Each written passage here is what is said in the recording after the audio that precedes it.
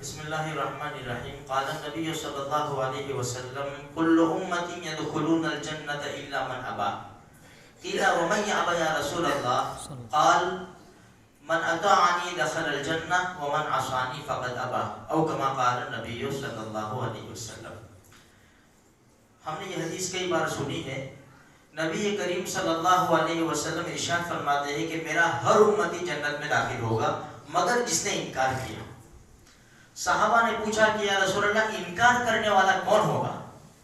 تو ہمارے نبی نے بہت سادہ جواب دیا کہ جس نے میری اطاعت کی، فرما برداری کی، وہ جنت میں داخل ہوگا، اور جس نے میری نافرمانی کی اس نے انکار کیا.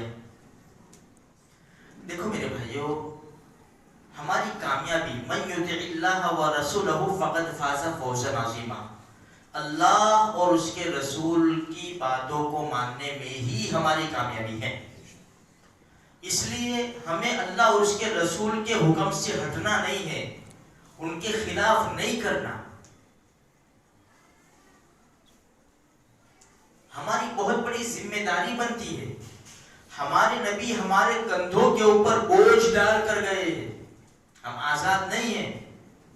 اس لیے میرے بھائیوں، ہم سمجھ تو گئے ہیں کہ بھی اتران کا موقع ہے.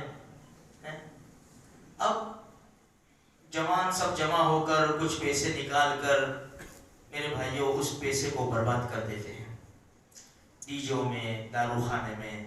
اس طرح ہمارے محلے کے اندر ایسے بھی لوگ رہتے ہیں جو ایک وقت کا کھانا کھاتے ہیں لیکن ایک وقت کھانا نہیں کھاتے، جن کے وہاں مہینہ دو مہینے ہو جاتے گوشت نہیں بنتا، چکن نہیں بنتی ان کے وہاں. ہمارے محلے کی بات کر رہا ہوں، مسلمان علاقوں کے اندر یہ جس ان کے پاس بچوں کے فیس بھرنے کے پیسے نہیں ہیں. اب میرے بھائیوں اوپر ڈی جے بجائے، اوپر پارٹیاں کرے، دارو خانہ پھوڑے. یہ غریب لوگوں کے دل کے اوپر کیسی چوٹ لگتی ہوگی. اچھا، ایک تو یہ ہے. دوسرا فلسطین کا منظر ہمارے سامنے ہے. پورے محلے ملیاں میٹ ہو گئے، ڈھیر ہو گئے. سڑکوں کے اوپر بیٹھے ہوئے ہیں لوگ، پانی کے قطرے کو ترس رہے ہیں. ایسی خطرناک حالت. تیسرے نمبر پر پھر میں کہوں گا بابری مسجد. بڑے زور شور سے تیاریاں ہو رہی ہے، کفر شرک کی. باطل ناچ رہا ہے، مسلمان بھی ناچے گا میرے بھائیوں. اتنے سب حالات ہونے کے باوجود ہمارے دلوں کے اوپر اثر نہیں پڑتا. صحابہ نے جو ہم کو دین دیا ہے نا، بڑی محنت، مشقت اور مجاہدے سے دیا ہے. پیٹ کے اوپر بھوک کی وجہ سے پتھر باندھتے. ایک چھوٹی سی بات بتاؤں، حضرت ابو ہریرہ رضی اللہ تعالیٰ عنہ خود فرماتے ہیں کہ جب مجھے بھوک لگتی ہے نا، اتنے دنوں کا فاقہ ہوتا، میں پیٹ کو زمین سے چمٹا دیتا. دیکھا ہم نے کوئی دن ایسا بھوکا؟ پیٹ کو زمین سے چمٹا دیتا اور پیٹ کے اوپر پتھر باندھ لیتا. جب میں نکلتا نہیں چلنے کے لیے تو گر جاتا. بچے کہتے ابو ہریرہ کو جنون ہو گیا. تو میں نے کہا تم مجنون ہو گئے ہو، مجھے جنون نہیں ہوا ہے. ایک مرتبہ میں گھر سے نکلا، آنے جانے کے راستے پر بیٹھ گیا. تھوڑی دیر ہوئی، ابو بکر صدیق رضی اللہ عنہ تشریف لائے. میں نے ان کو قرآن کی ایک آیت کے بارے میں پوچھا. میرا مقصد، اتنے بھولے بھالے یہ لوگ، جو دل میں ہوتا ہے وہ بتا دیتے ہیں. میرا قرآن کی ایک آیت پوچھی. میرا مقصد وہ نہیں تھا. میرا مقصد یہ تھا کہ وہ مجھے پہچان لے کہ بھائی میں کیسی حالت میں ہوں اور مجھے اپنے گھر لے جا کر کچھ کھانا وانا کھلا دے. لیکن ابو بکر صدیق رضی اللہ تعالیٰ کا خیال نہیں گیا، یا تو ان کے گھر کے حالات ان کو معلوم ہو گئے کہ میرے گھر میں بھی کچھ نہیں ہے. کچھ دیر کے بعد عمر ابن خطاب گزرے. میں نے بھی ان سے ایک آیت قرآن کی پوچھی، اس کے بارے میں پوچھا. میرا مقصد وہی تھا، لیکن انہوں نے بھی کچھ خیال نہیں کیا. ہو سکتا ہے ان کے گھر میں بھی فاقہ ہو. بیٹھا رہا. تھوڑی دیر میں ابو القاسم رحمت للعالمین صلی اللہ علیہ وسلم تشریف لائے. میں نے دیکھا کہ میرے آقا تشریف لائے ہیں. دور سے دیکھ کر اللہ کے رسول صلی اللہ علیہ وسلم نے فوراً میرا چہرہ پرکھ لیا، مجھے پہچان لیا. ابو ہریرہ لبیک یا رسول اللہ، میں حاضر ہوں، چلو میرے ساتھ۔ اللہ کے رسول تشریف لے گئے، اپنے گھر کے اندر چلے گئے۔ میں نے گھر میں آنے کی اجازت مانگی، اللہ کے رسول نے اجازت دے دی۔ میں نے گھر میں نظر دوڑائی تو دودھ کا پیالہ دیکھا، مجھے بڑی خوشی ہو گئی کہ چلو دودھ ہے، پینے کو مل جائے گا۔ میں کھڑا ہوا جا کر، مجھے اللہ کے رسول نے فرمایا ابو ہریرہ صفہ کے ساتھیوں کو بلا لاؤ، اصحاب صفہ ان کو بلا لاؤ۔